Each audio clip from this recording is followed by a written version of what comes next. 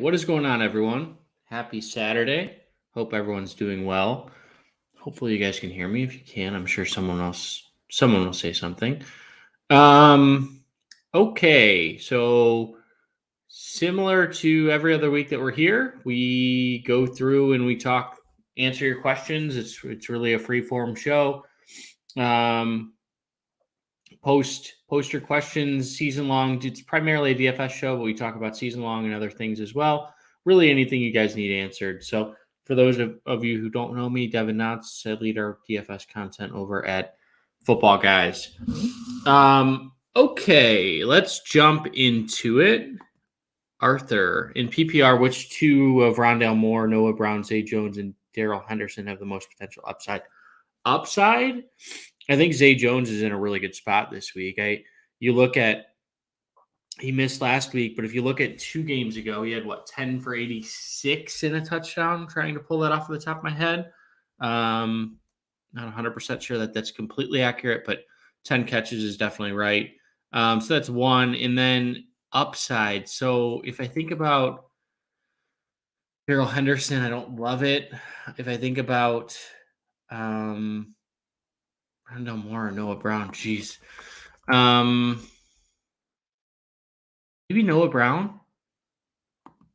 Rondale Moore, I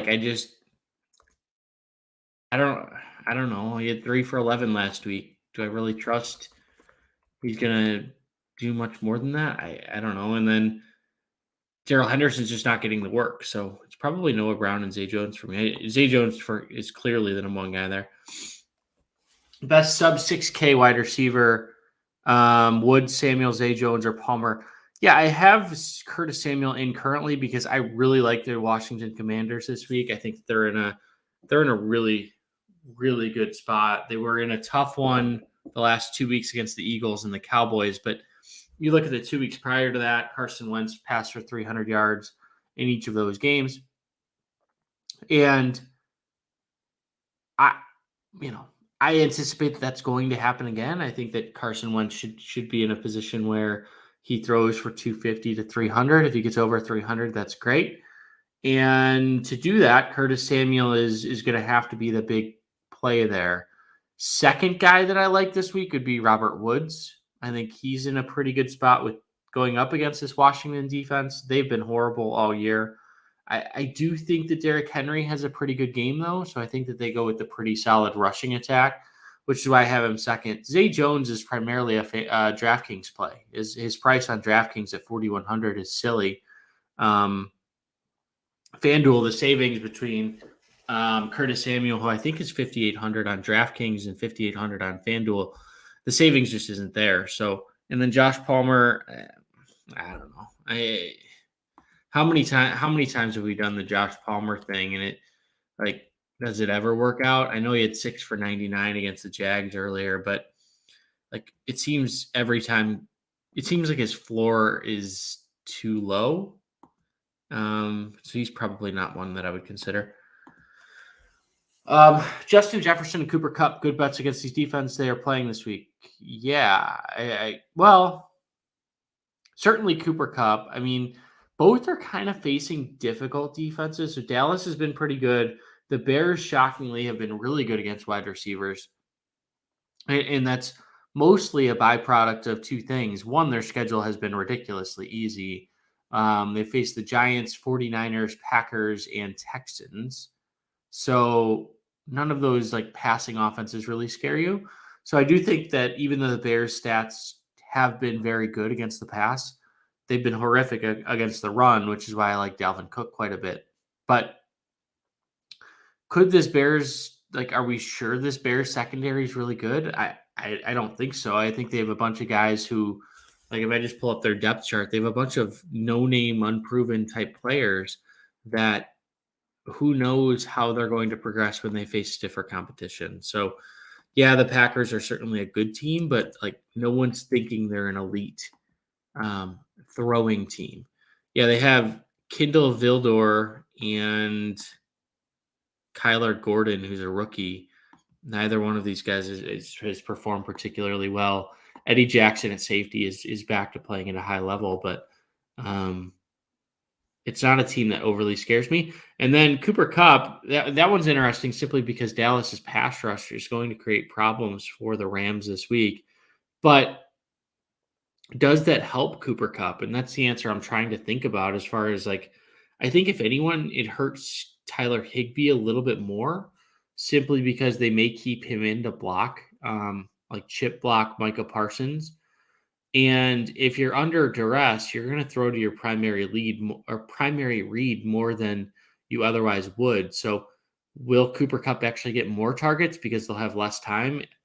I tend to lean that way. And Cooper Kupp's just sort of matchup proof in general. So, I think they're both fine. Packers, Vikings, Dolphins. Probably the Packers. Yeah, give me the Packers against Daniel Jones. The Dolphins Jets game's weird to me. Like the Dolphins have been so up and down from a defensive standpoint. They have a lot of names on paper. They should be good, but they're not. The Vikings against the Bears. The Bears are on a run heavy approach. So, is there a lot of turnover, sack opportunities, which is where you get a lot of points from your defense? Not really. So Packers with their secondary going up against Daniel Jones, I think that's a good spot. Even though I expect Saquon Barkley to have a good game tomorrow morning, because the Packers' run defense isn't particularly strong. Changing one player in your final Power Grid lineup. So yeah, for those of you who didn't watch, we did build a lineup on the Power Grid, and we talked a lot about lineup construction this week on DraftKings. So highly encourage you to go and watch that if you haven't. And it was a good conversation. I'm playing 2 tight ends at the moment, just so that I can afford Cooper Kupp and the Buffalo Bills defense. But it's an interesting week on DraftKings just because there's so many different ways that you can go. So Kurt asked, is Godwin for Lockett reasonable? Yeah, I think it's completely fine. Do I love Godwin? No, I think like that entire game worries me. I think everyone's expecting it to be Tampa Bay puts up 30 plus points, but if I think about Tampa Bay, I think about they've scored 20 or less points in 3 straight games. So no, correction. 3 of their 4 games they've scored 20 or less. Last week they looked good, but they were behind the entire game. So they were forced to throw the entire time. Brady threw for 380, but even then, what did Godwin do? Did even not much, I don't think. 7 for 59. So last year for Godwin, he didn't look like the same player. I think it's fine. I think a lot of people are going to go that route, but like Godwin is sort of hit or miss. 2020 he was bad. 2021 he was okay. Not the 2019 version where he was dominant, with 1,300 yards and 9 touchdowns. So I don't know. I think it's fine. Lockett scares me too because he doesn't score touchdowns and he has zero touchdowns in the year. So either way, I think they're both. If one ends up doing better than the other, it wouldn't surprise me.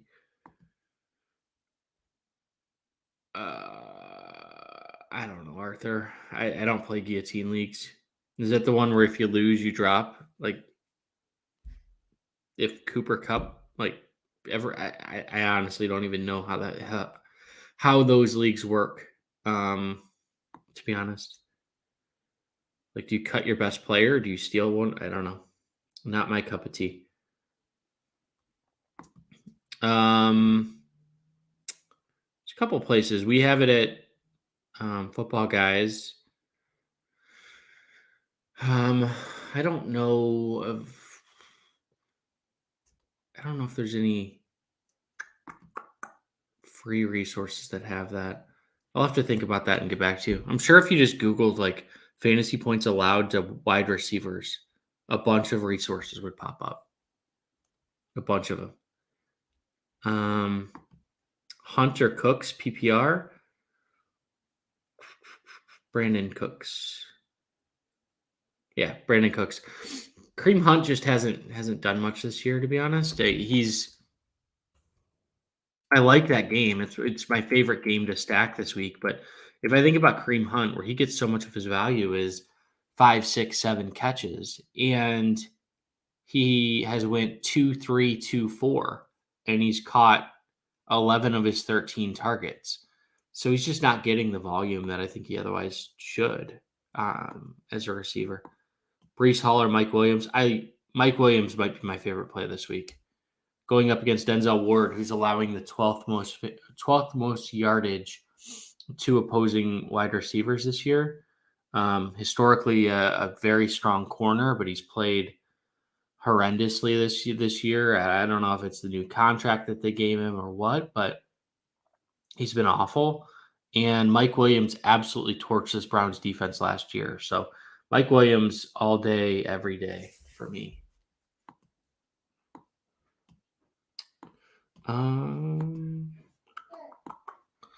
Thielen, Samuel, Stevenson, Lockett, St. Brown. Well, I don't know if St. Brown's playing, so that's a big one. If he's playing, he's definitely in there. Lockett and Samuel. I like Stevenson a lot, but if it's a PPR league, I go those three. Let me think about that. No, we're going to go Samuel, Stevenson, St. Brown if St. Brown plays. Otherwise, if Lockett plays, then it's the middle three there.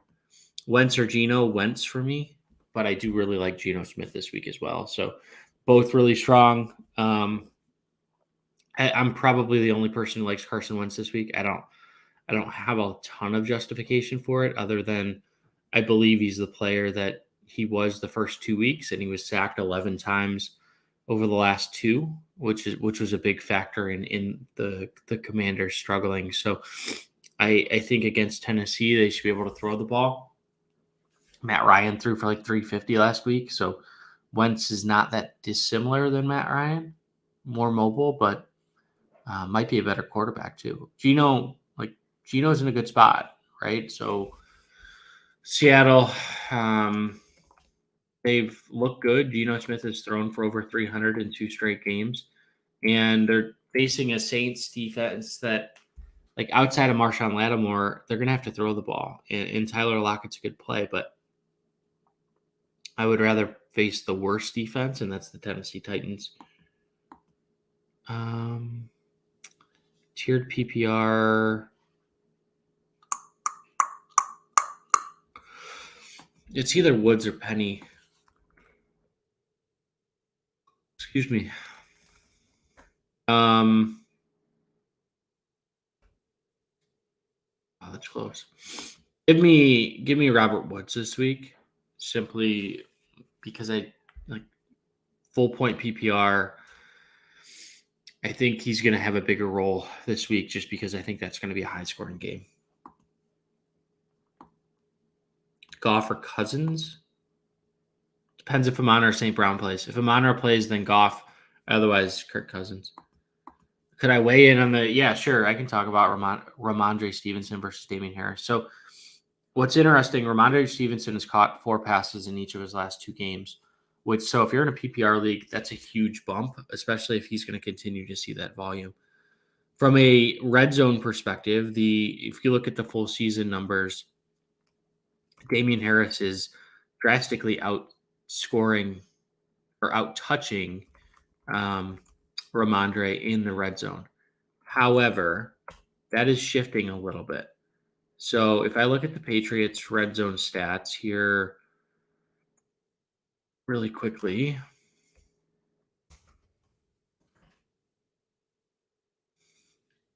it was Damian Harris on the season has 12 red zone carries compared to Ramondre Stevenson's 4.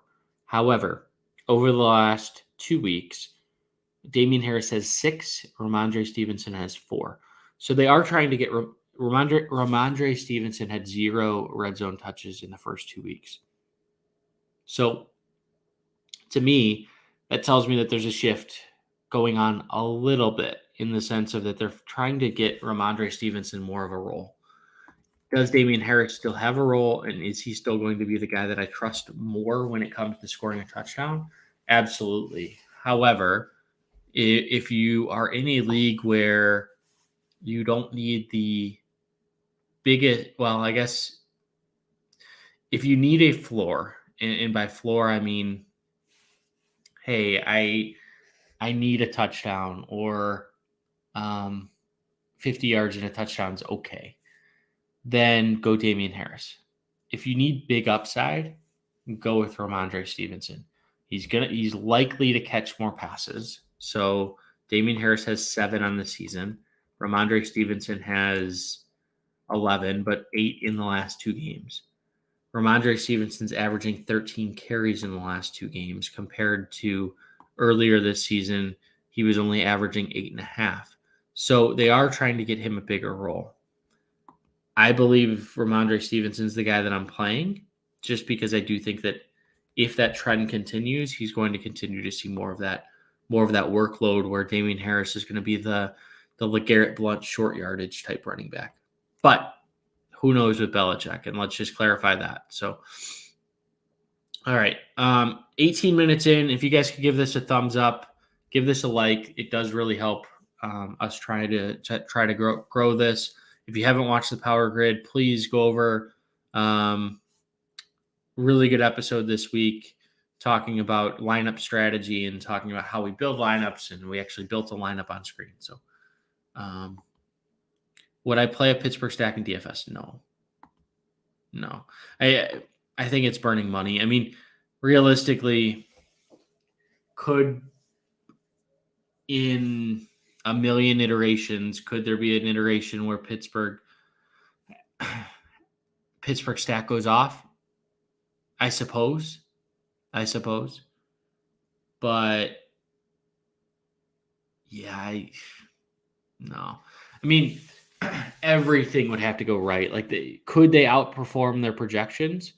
Yeah, they could, but is that going to be enough to actually win like a GPP or something? I don't see that happening. Is Chubb and Hunt's ownership projection still remaining low? Yeah, it is. Chubb is going up a little bit. Like, Hunt is practically non-owned just because of the receiving upside that we talked about a little bit earlier, and it's just not being there. Amari Cooper is seeing some rise here over the last day or so. And when I say rise, it's people talking about him as well as projections. So when we calculate ownership projections, I don't have insight into who people are actually building. Nobody does, but it's what the key drivers are for shows that are talking about people, as well as how different sites have players projected from a value perspective. So the run defense matchup is intriguing. However, I think a lot of this is going to be through the air. I like my favorite stack this week is Herbert, Mike Williams, and Amari Cooper. I like David Njoku a lot as well.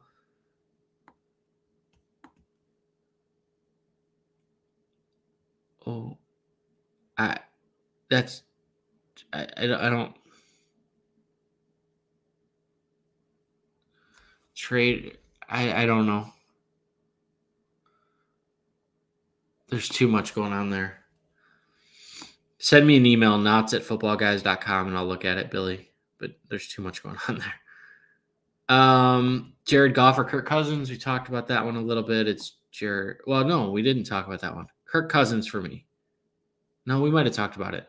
If Amon St. Brown is out, then it's Kirk Cousins. Otherwise, it's Jared Goff. Is it wise to play both running backs for the Patriots? No, I would pick one. Everything would have to go right? So they would have to run for 200 yards. Well, if they ran for 160 and 2 touchdowns between them, that's good. So, like, could it work? I suppose. Am I doing it? Is it wise? I don't know that I could recommend it, to be honest. I think one of them is going to have a bigger game than the other. So it's certainly, like, let's think about it. You'll probably be in the 0.1% of people who have both. So both would have to perform in order for that to pay off because there's going to be a lot of people who have one or the other. So you're really dependent on both of them paying off, even though the collective between the two could. You really need like a truly equal split. So I, Seahawks or Commanders D. I have the Commanders right now, but I don't feel all that great about it. Like I understand the love for the Seahawks. I get it. They're awful though. And if they didn't have the Seahawks name to them from what was that 4, 5, 6 years ago, would people still be intrigued? I don't know. I tend to think the Commanders going up against Tannehill, that game could be more of a shootout, which leads more to sack opportunities, which leads more to interception opportunities. Andy Dalton is fine. Maybe I'm talking myself into the Seahawks. I don't know. NFL, I'm just looking up sack numbers really quickly. So if I look up sack numbers, the Seahawks are the fourth lowest team in the NFL in sacks. And which I try to sacks are probably the most predictable, but it's difficult just to even do that. So the Saints do give up a lot of sacks. They're like 10th in the league in sacks versus the Titans are pretty low. So maybe I do switch to the Seahawks. I don't know. They're both cheap, so I'm going to have to play one of them. Jeff Wilson's Dobbins, Lockett. It's Jeff Wilson and Tyler Lockett for me. Is Josh Reynolds a decent wide receiver 2 flyer over Chris Olave? If Amon-Ra St. Brown is out, yeah. It's close. I'll say I like Olave too, but it's close. You could do it. If Amon-Ra St. Brown is playing, there's no way. You start Olave. Thielen, Connor, Jeff Wilson. Choose 2, Jeff Wilson and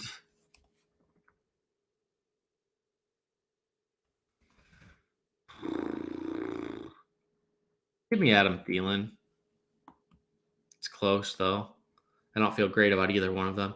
Do you trade Najee for Damian Harris? I would trade Najee for like a bag of chips.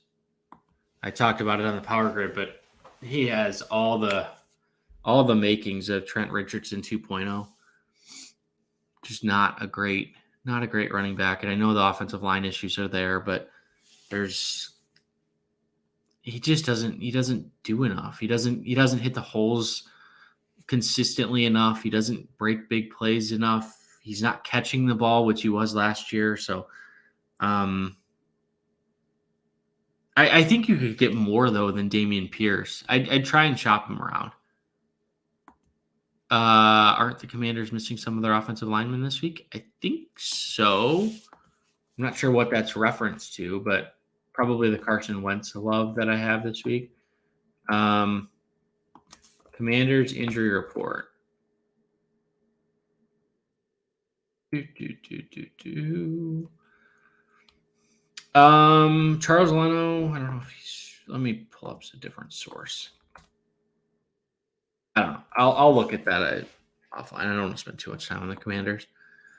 Time to drop Russell Wilson. It depends how many people are in your league, how many quarterbacks are out there. Like Russell Wilson's probably like a 20th best quarterback going forward.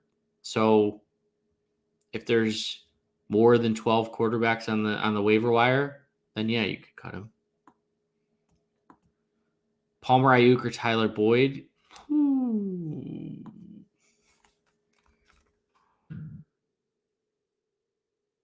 Ayuk. I'm not doing Josh Palmer. I just can't. I can't do Josh Palmer. Tyler, give me Tyler Boyd. Why not? Should you play Cup and Higbee or in PPR? Yes. Oh boy.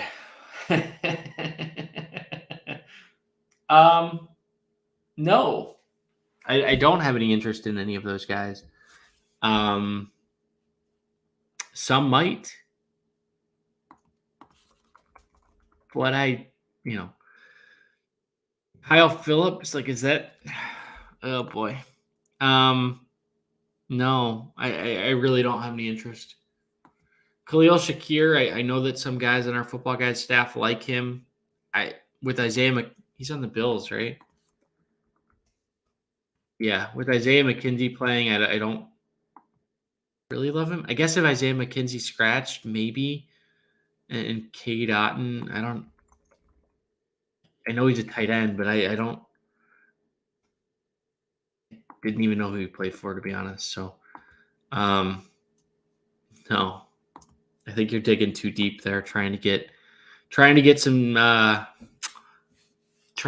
stars and scrubs in there. But yeah, I wouldn't do that.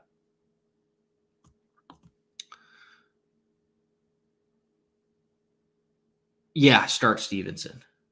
The question for those just listening is Stevenson or Connor, non PPR. Start Stevenson.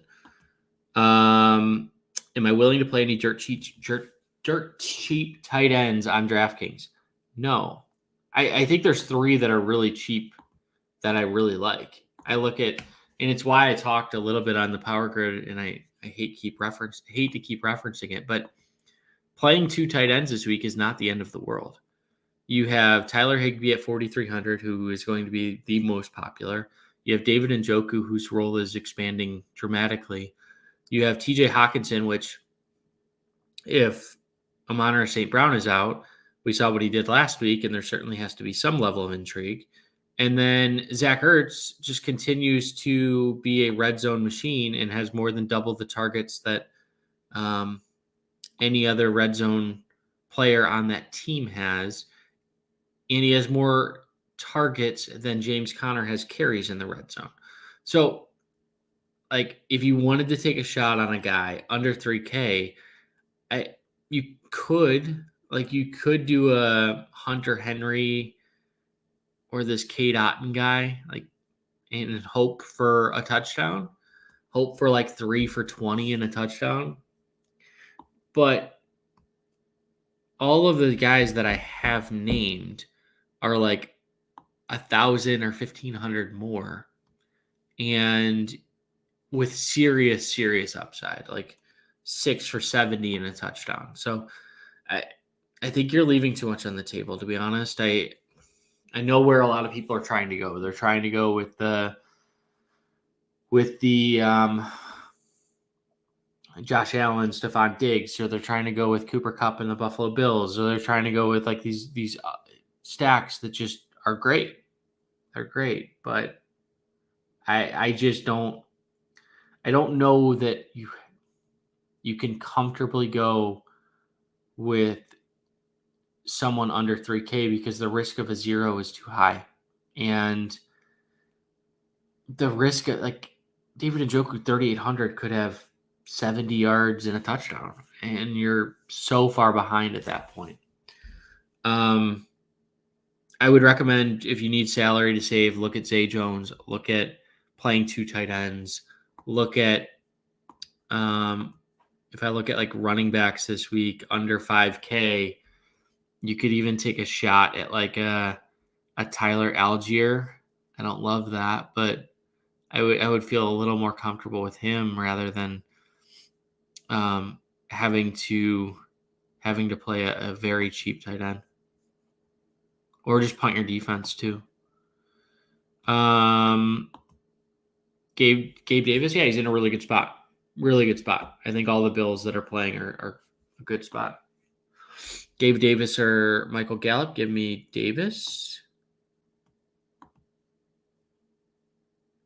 You have Algier and a few GPPs? No, I mean, he's 4,800, right? So it depends on what the rest of your lineup looks like. And if you say, like, look, I can't find any 4,700, I can't find any additional savings.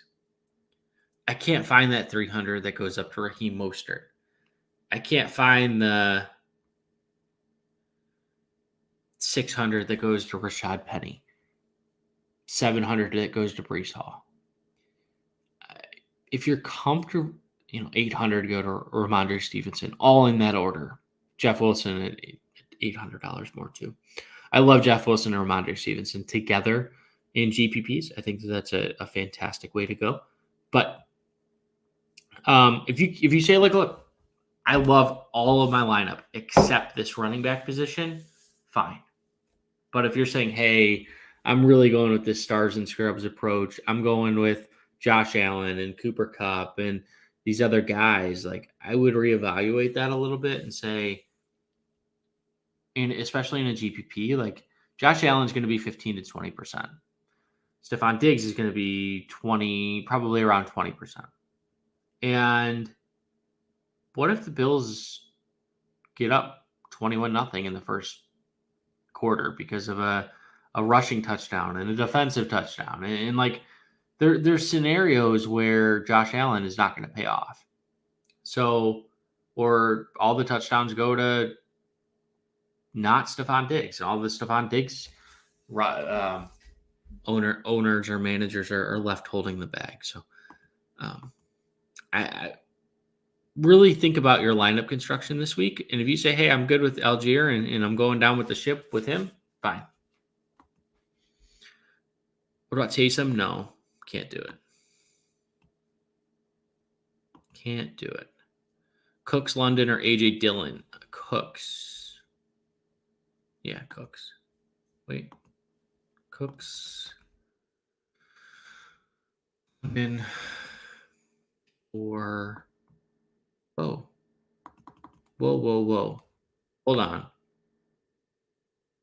Drake London projects the highest out of those three for me. I don't know that I love it just because of the floor of Drake London is probably lower than Brandon Cooks and AJ Dillon. So if you need ceiling, go with Drake London. But I mean, with no Kyle Pitts, he's going to get a lot of targets. But the question there is whether or not he's going to capitalize on those targets. So, Brandon Cooks feels like the safest, but it's up to you. Zeke I'm not sure the question. Zeke I don't know that I can do Ezekiel Elliott, to be honest. Ezekiel Elliott, just how much does he have left, right? So the big concern with Elliott is, like, the rushing volume is fine.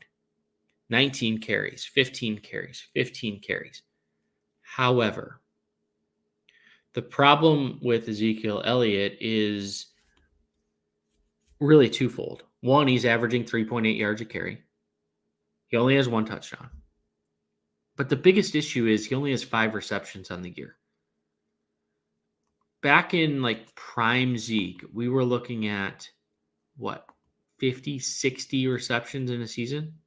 52, 54, 77 in 2018. And we were certainly looking at more than one touchdown per every 200 yards, every 60 carries. That's projecting to be 4 touchdowns on the year. So even if he's going to get 15 to 20 carries, he's Derek. No, I wouldn't even say he's Derrick Henry. He's like Frank Gore level. Like, that's who he is. Frank Gore on the Jets getting 12 to 14 carries, 15 carries for 55 yards.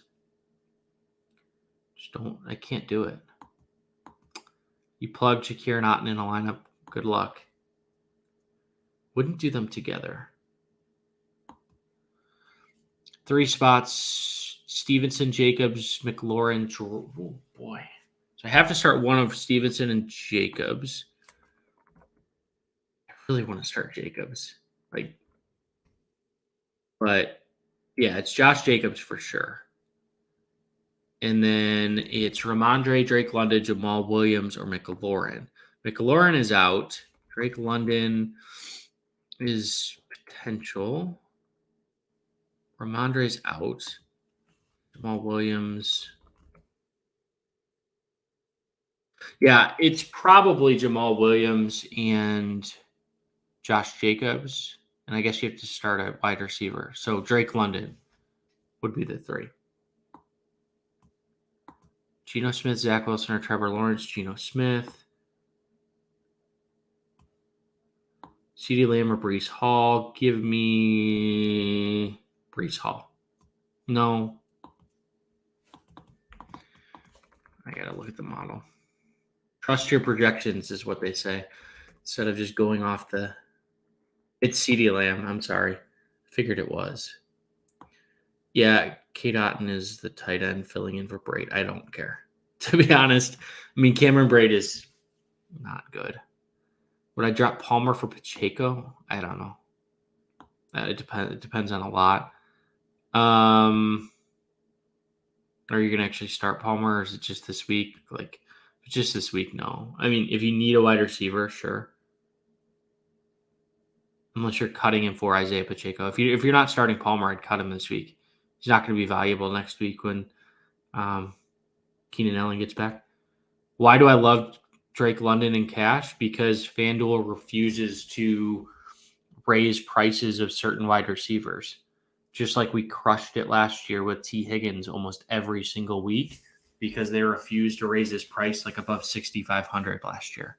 And it's the same thing for when in week 2 we did it with Curtis Samuel.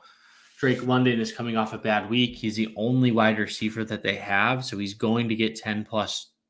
He should get 10 plus targets. Like, they're doing it wrong if they're not throwing him the ball. He arguably the top wide receiver in this draft. I believe he was drafted the first out of all of them. Special talent, and at $6,300, like I'll play that every single week regardless of the matchup.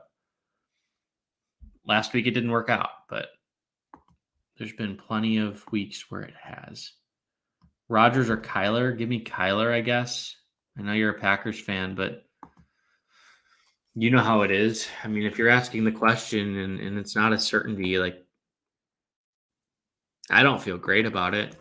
But do I feel great about Aaron Rodgers at this moment? Not particularly. At least not in fantasy. Like, the Packers look fine. They're going to win, probably win that division, but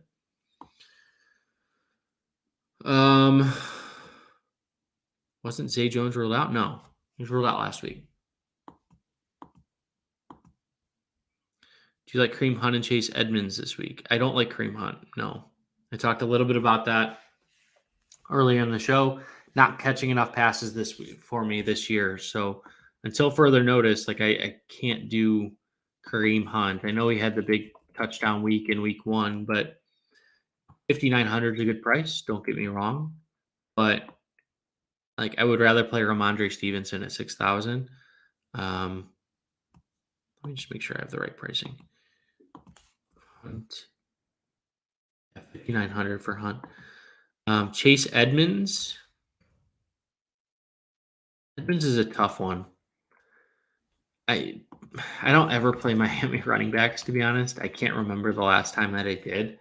But yeah, I don't have any interest in Chase Edmonds just because 5 carries, 6 carries, 5 carries, and he has 8 receptions on the year. Like, there's just not enough consistent volume there. I'm sure you're looking for salary relief. I get it, but can't do it.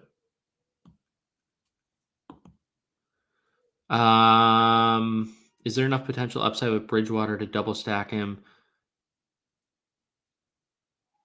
I don't know that I can do that, to be honest. Like, the Dolphins last week, Bridgewater looked fine. Didn't look great.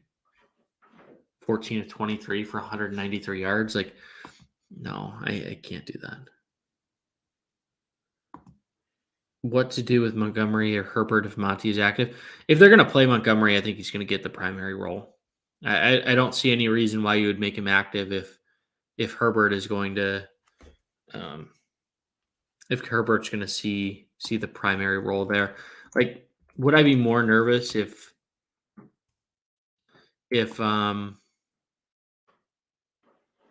Khalil Herbert came out again and dominated? But yeah, probably like he did against Houston, probably. But Montgomery does more in that backfield. I know Herbert might be the better runner, so you might see like a split situation, but Herbert does nothing as a receiver. And this team definitely needs receiving options in order to help Justin Fields in that offense. Mike Williams is definitely playing, and then give me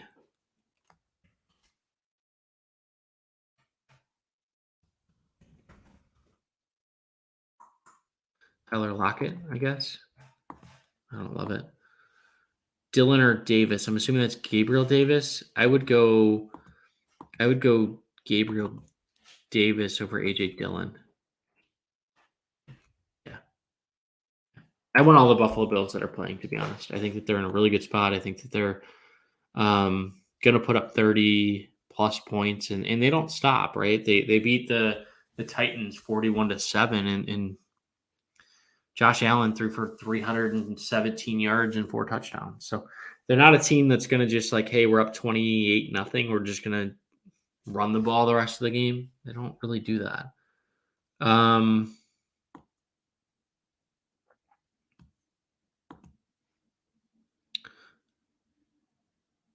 Yeah, is he though? I don't know that I'm that worried about Pollard. I guess I would be surprised if Tony Pollard is out. If Pollard is out, I mean, yeah, that changes everything. But I think he's playing right now. Do I see it? Do I think it's going to shoot out? So Browns Chargers, I think it's going to be high scoring. Do I think it shoots out like last year? No. I mean, it's hard to predict a 47-42 game where David Njoku has 170 yards and 2 touchdowns, and Mike Williams has 165 and 2 or whatever he ended up with.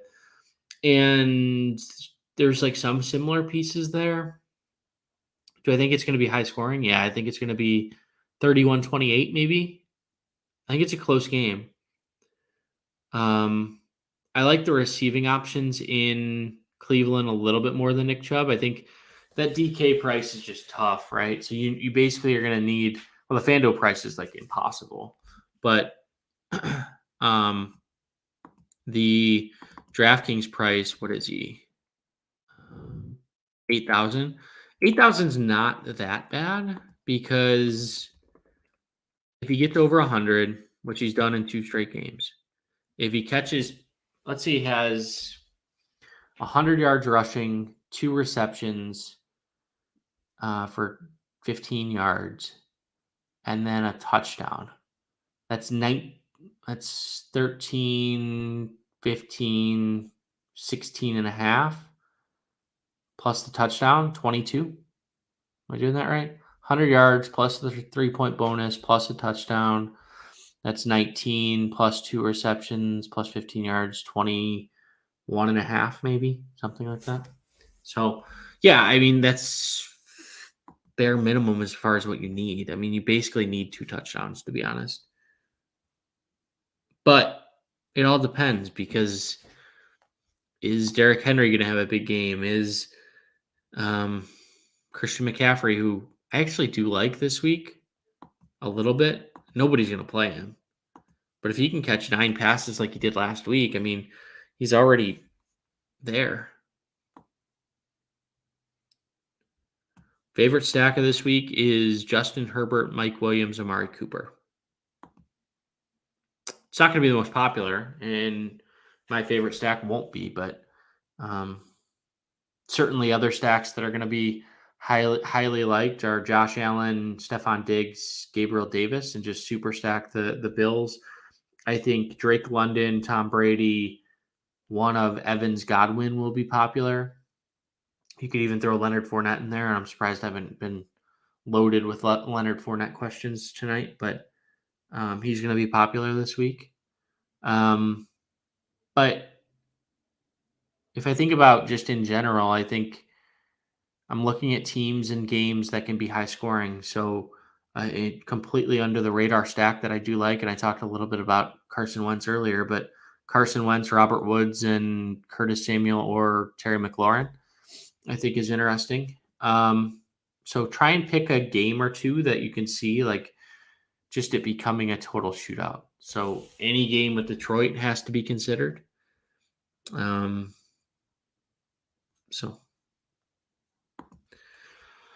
too thin to play Algier. I don't even know if I'm pronouncing it correctly. No, but the problem with running it back with him is he doesn't really catch the ball. So what if they're down big? Are you getting those receiving points from the running back on the dump downs, or are they going to go with a guy? I'm pulling up their depth chart now, but are they going to go with a guy, Caleb Huntley? Like, could he see some work? I know that. Trying to see what his stats were at Ball State, if he was a receiver at all. It doesn't really look like it. Yeah, not at all. So maybe that's not a great option either. They have two running backs who can't catch the ball, and that's going to be a problem. But like, would they go to this Avery Williams guy? He looks small, so maybe. But he's a special teams guy. I don't know what they're going to do. But Algier, I don't feel great about it. Is Olave chalk this week? Yeah. Well, let me see where I have him right now. It's Olave. Yeah, he's going to be more chalk than he should be. Well, let's put it that way. Like, he's 5,700 on DraftKings. Right now, I think I have him for like 15%, which it just seems high, right? I mean, 5,700, that's more than. Let's just pull up on DraftKings who's at 5,700. On FanDuel at 69, it's crazy. I get why people want to do it. The matchup's good against Seattle, but Alvin Kamara could see a lot of love, right? So more than Tyler Lockett, $100. Well, Curtis Samuel's a crazy price. Curtis Samuel's a crazy price on DraftKings that I highly encourage no one to play this week, even though I like Carson Wentz, but his floor is just too low. So Chris Olave, $5,700, $100 more than Tyler Lockett, $200 less than Drake London. I'd prefer Drake London. I'd prefer Chris Godwin at 5,900. I'd prefer, I'd rather take the savings and go with Robert Woods. The problem with Chris Olave is Jarvis Landry is still there. I know he's a shell of himself, but outside of the 9 for 147 game against the Panthers, which I'm sure everyone is looking at that upside, Olave is 4 for 67. Yes, he scored a touchdown in the game, his only touchdown of the season. 5 for 80 against the Bucs. His prop isn't particularly high. I think it's like 55.5 or 60 or something. I can pull it up, but it's just another data point that I use in my evaluations. If I look at Olave, 63.5. So Lockett's at 65.5. I would much rather go with Tyler Lockett at a lower roster percentage.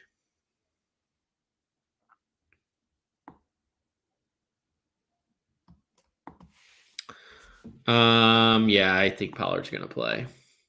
What are my thoughts of playing a wide receiver in flex at a FanDuel GPP? GPP, do whatever you want. Play a wide receiver. They've often have more upside than a running back. So,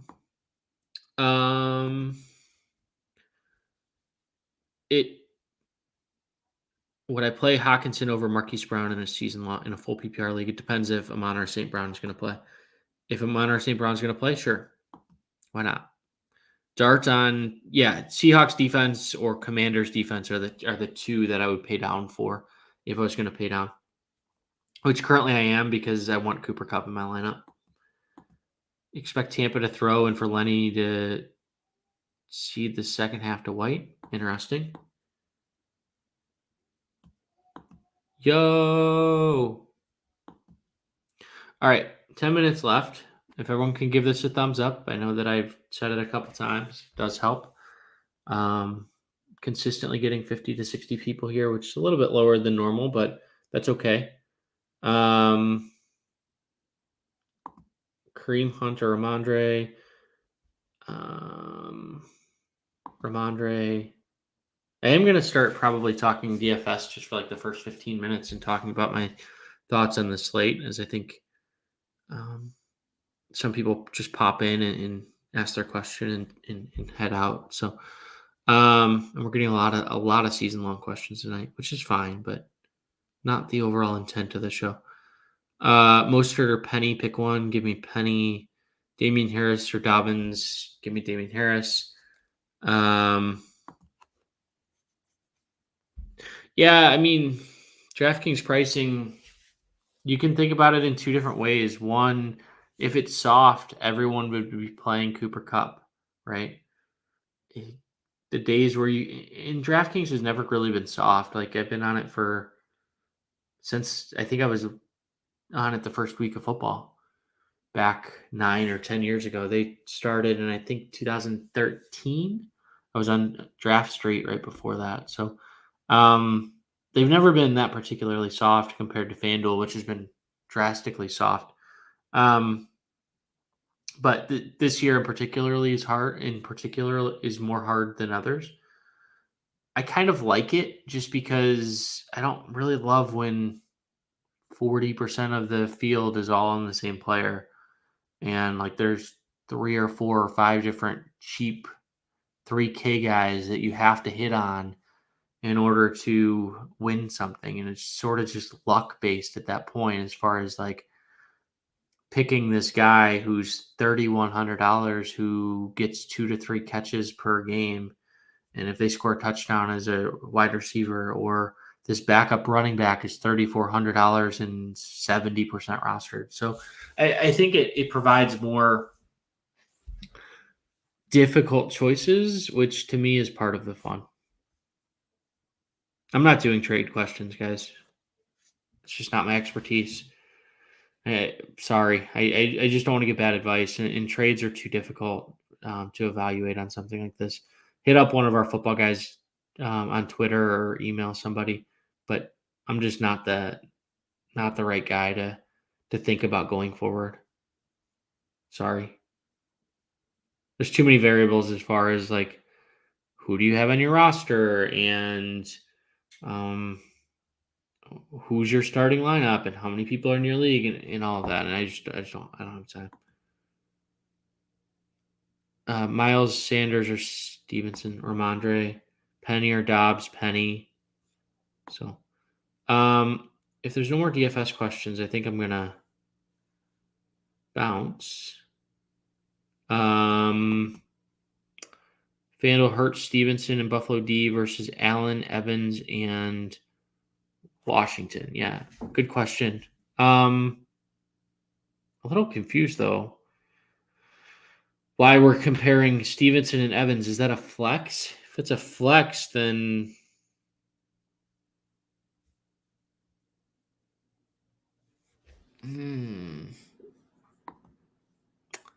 interesting. So Evans is 6,900. Oh, that's DraftKings. Evans is, I have these memorized at this point, 7,500. I guess I'm just confused why you'd be looking at Evans there instead of Dalvin Cook or Alvin Kamara if it's a flex. Have I noticed significant differences in pay lines at different price points? No, but I haven't studied it that much. I probably should study it more. I've been playing 10, 25, and 100 and haven't seen much of a difference. But I really haven't. I haven't been paying that close attention because, like last week was the only week where I was close to the cut line. One week I was way below. Last week I was close, but I was above on most of them. So I didn't really pay that close attention. It's something I can look at in the future. I mean, in 100-person contest too, it's first of all, make sure you're playing the 50-50s and make sure you're playing the single entry 50-50s.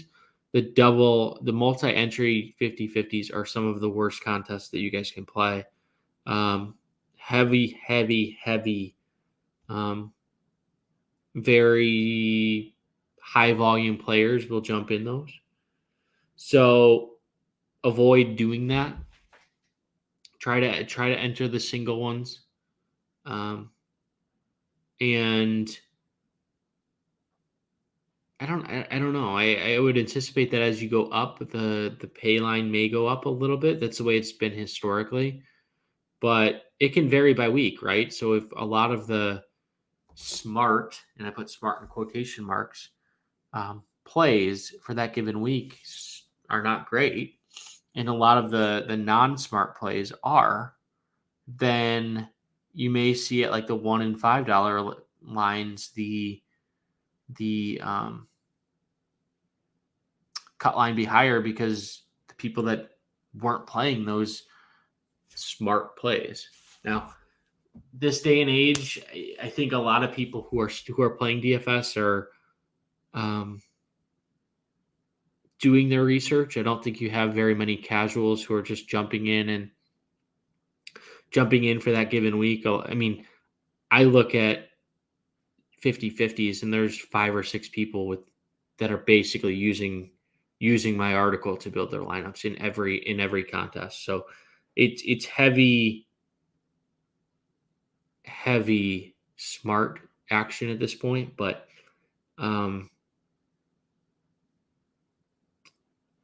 yeah, I really don't know the answer to that question. How owned do I think Jamal Williams will be? I believe he will be. Now, a lot can change overnight, but a lot changes, to be honest. A lot changes if Amon-Ra St. Brown is out. Let me clarify that. Amon-Ra St. Brown is out, it's going to be much higher than the number that I'm giving you right now. I have him at 7% right now. That number could get to 15 to 20 very quickly if Amon-Ra St. Brown is out. Yeah, I can't do trade questions. I just can't.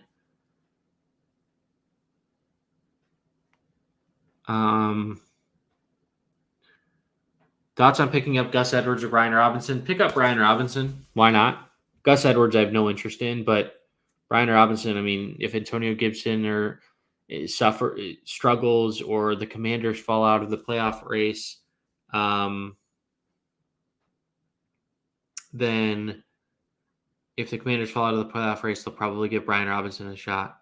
Yeah, I'm sorry. My brain doesn't work that way for trades. I'm entirely focused on this week. And like I said, there's too many variables as far as a trade goes, as far as who you're giving up, what the league size is. Is it PPR, non-PPR? What the bench, how many bench spots are there? Like it would take up half the show, and that's really not the intent of it. So apologies there. I'm sure like someone on our staff, you could email or you could message on Twitter and somebody would help you. Carson Wentz or Teddy Bridgewater? Carson Wentz on DraftKings. So, all right, with that, I am going to end it. We've been going for about an hour, so thank you everybody for hanging in there, sticking around. A lot of familiar faces, so always good to see that. And good luck, everybody. We'll see you next week, same time. So with that, I will end it, and we'll talk next week. Thanks, everybody.